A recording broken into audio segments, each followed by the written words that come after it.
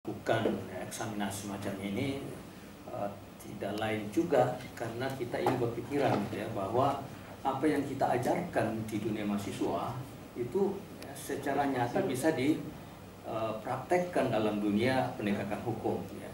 Nah, kalau antara teori dan praktek itu kemudian tidak ada kesamaan, nah ini sebuah pemikiran bagi kami yang ada di perguruan tinggi di dunia akademik. Nah, oleh karena itulah maka apa yang kemudian dihasilkan dalam eksaminasi ini itu bisa jadi pemikiran bagi para penegak-penegak hukum ke depannya agar paling tidak ya mendekatkan ya praktek-praktek yang terjadi itu dengan ajaran-ajaran yang memang itu adalah sesuatu yang harus dijalankan gitu ya. Karena itu ajaran hukum kan itu.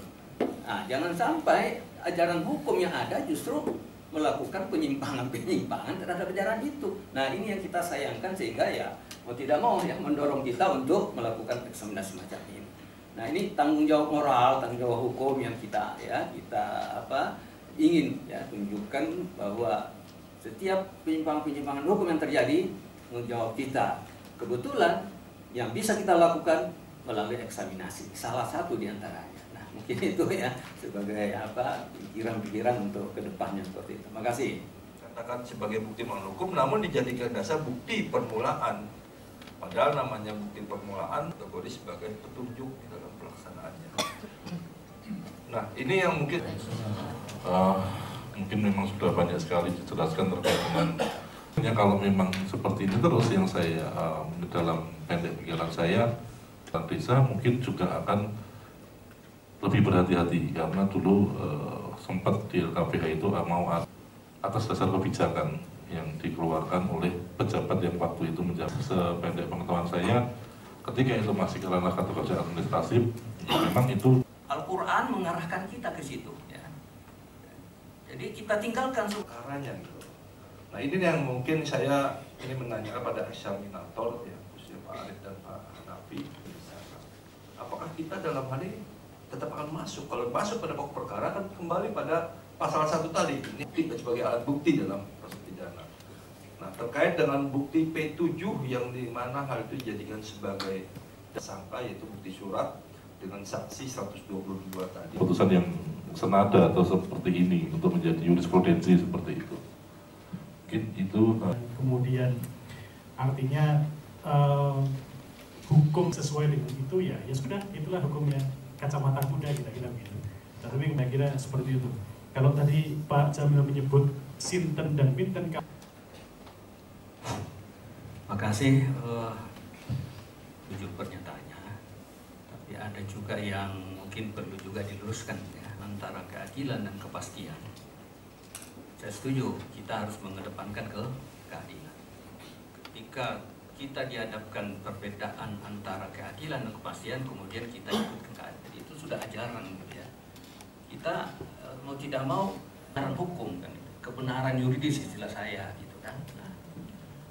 Nah, dalam ukuran kebenaran, bobot kebenaran yang ada di dalam sebuah aturan hukum itu. Ya. Kalau bobot kebenaran yang ada dalam hukum itu punya kualitas yang ya, apalagi kalau Pak Jamil yang kemudian terimplementasi di dalam kebenaran hukum itu luar biasa. Kita nggak bisa menolak. Sidang eksaminasi adalah bagian dari aktivitas eksaminasi. Putusan perkara dari pengadilan itu kita kaji dengan pendekatan normatif. Saudara-saudara, kasus yang sekarang ini kita eksaminasi adalah putusan pra-peradilan nomor 113/PIT-PRA tahun 2024 dari Pengadilan Negeri Jakarta Selatan, di mana dalam perkara itu tersangka bernama Tom Lembong melalui kuasa hukumnya mengajukan permohonan pra-peradilan melawan termohon, yaitu Kejaksaan Agung Republik Indonesia. Kita tahu bahwa putusan pra-peradilan itu menolak seluruh isi permohonan. Tapi bukan berarti kemudian putusan pengadilan itu tidak bisa dikaji dan diuji.